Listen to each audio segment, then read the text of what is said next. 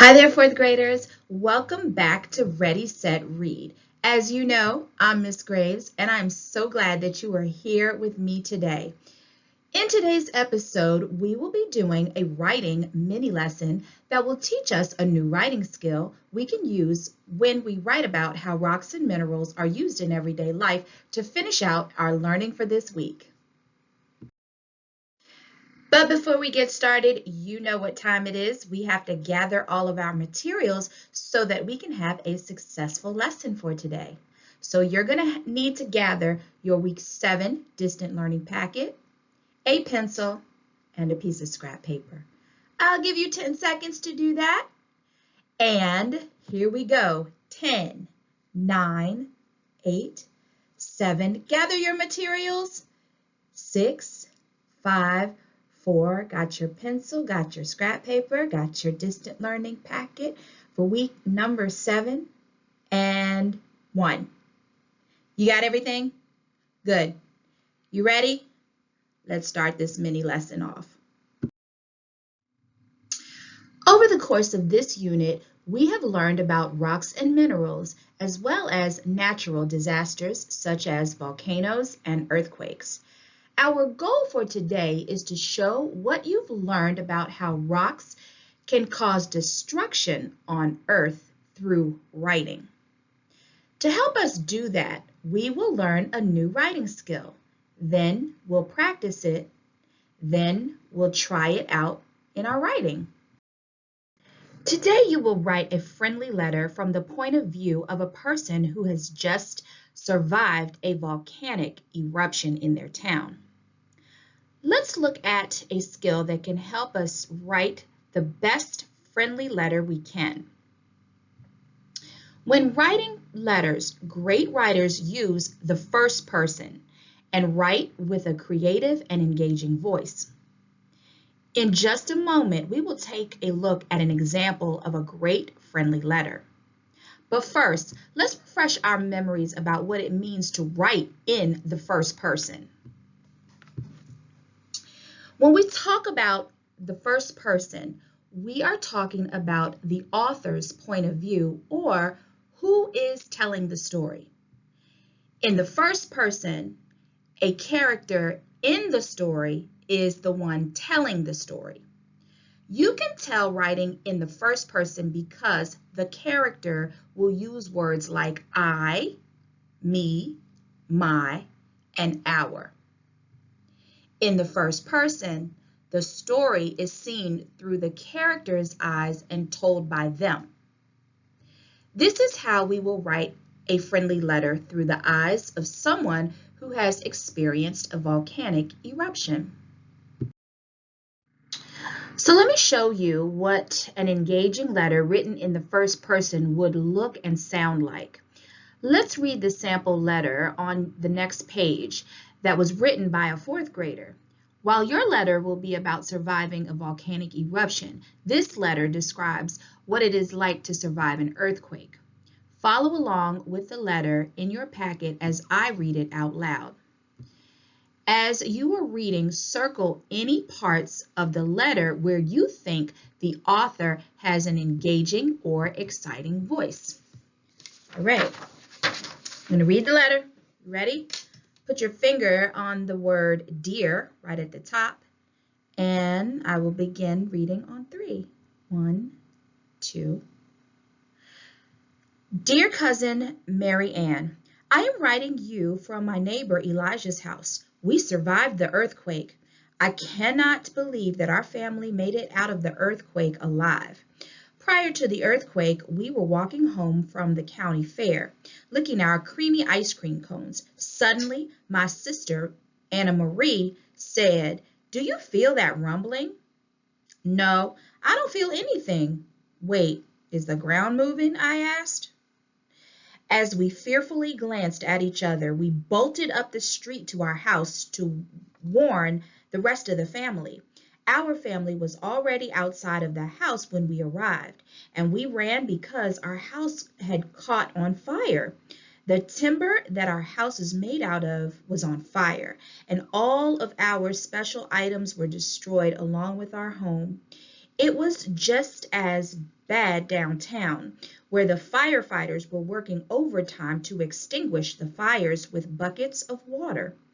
We were frightened. Buildings came crashing down, and as the gas pipes broke, the fires grew larger and larger. Now that the earthquake is over, we have to start our lives over again. I feel like our city has turned into a sea of brown. So many buildings are completely destroyed and are nothing more than brown piles of debris. Half of the homes in our neighborhood caught fire during the earthquake, so we had to find places for us to sleep and live. Luckily, our neighbor Elijah had only a little bit of damage to his house, so he is letting us live there until we can rebuild our house. The city officials are saying that when we rebuild our houses, we need to make them more earthquake proof so that they are stronger and do not collapse the way they did during the great earthquake in San Francisco during 1906. I think that people will be talking about this massive earthquake for years to come. In closing, I'm going to ask that you tell all of your friends and neighbors to make sure that they think about what they would do if they had an earthquake. It is probably too late to rebuild our house, but if you can get your new buildings as earthquake proof as possible, I think you would be making steps in the right direction. Sincerely, Deborah Jo Thomas.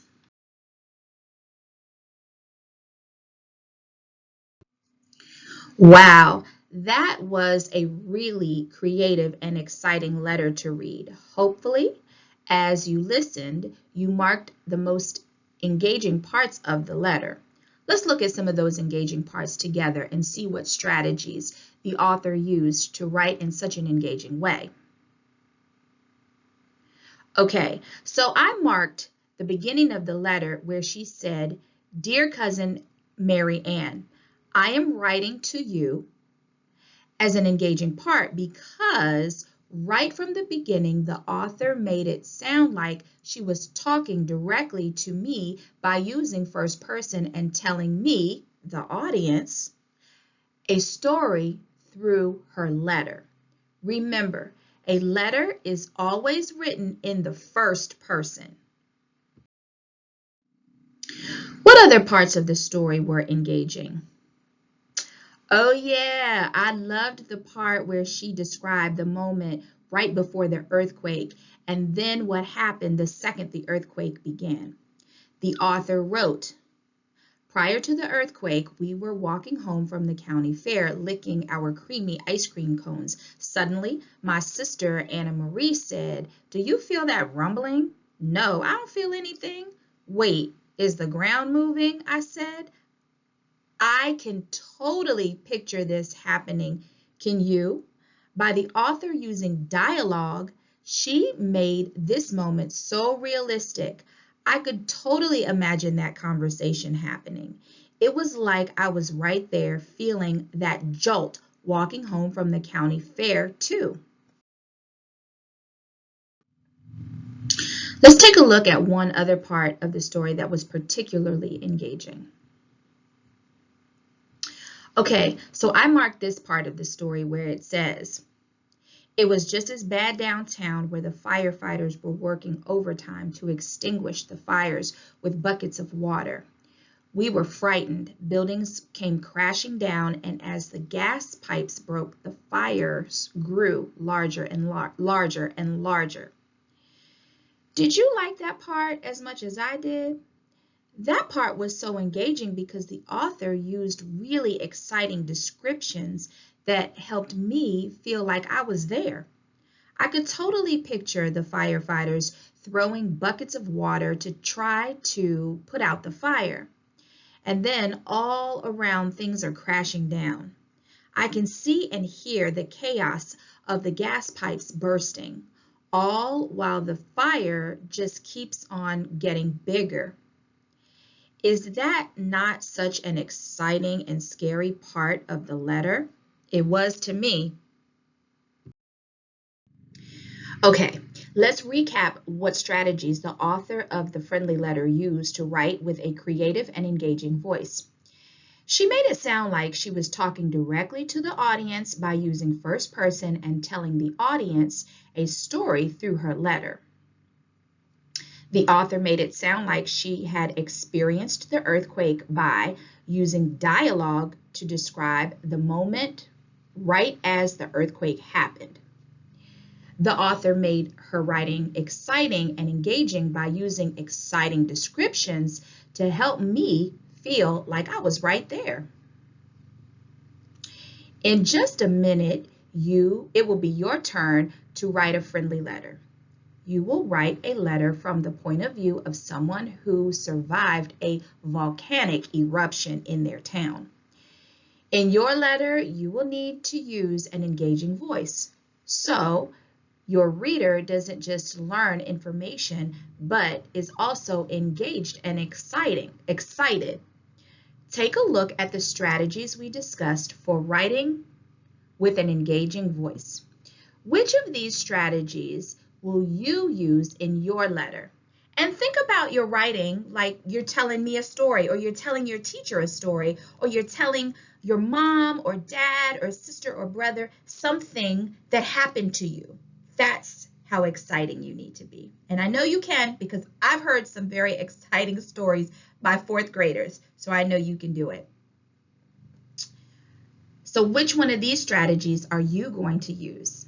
Maybe one, maybe two, maybe all of them, hopefully. That sounds like a great plan. Let's learn more about the letter you are going to write today so you can get started. For your writing assignment today, you will imagine you live in Hawaii.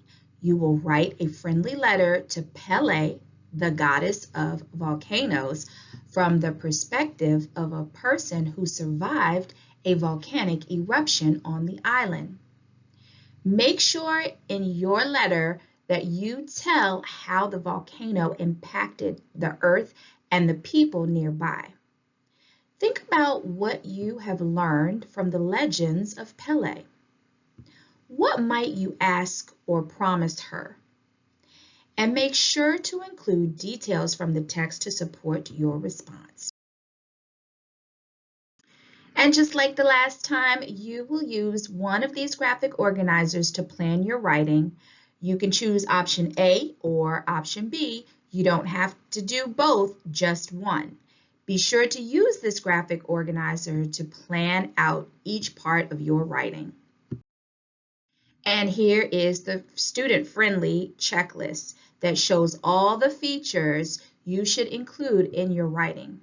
You will want to use this today like you do every time you write a narrative to make sure that you have included each component in your writing. Always use a writing checklist, kids. That is a great strategy so that you don't forget what to put in your writing. All right, you are ready to start writing. Before we sign off, let's review exactly what your next steps are. You can also find these in your packet. First, you'll plan your writing in one of the organizers, then draft your response using your completed organizer. Once you're done drafting, you'll edit and revise your writing, and last, you will show off your work by presenting it to a family member. And be sure when you are writing your friendly letter to use the first person and use your strategies to write with a creative and engaging voice. I know you're going to write such an exciting letter that tells all about what it might be like to experience a volcanic eruption on the island of Hawaii. Thank you so much for joining me today, fourth graders. Do well on your friendly letter, and I'll see you next week at the same time. And remember, fourth graders, what? Fourth graders rock.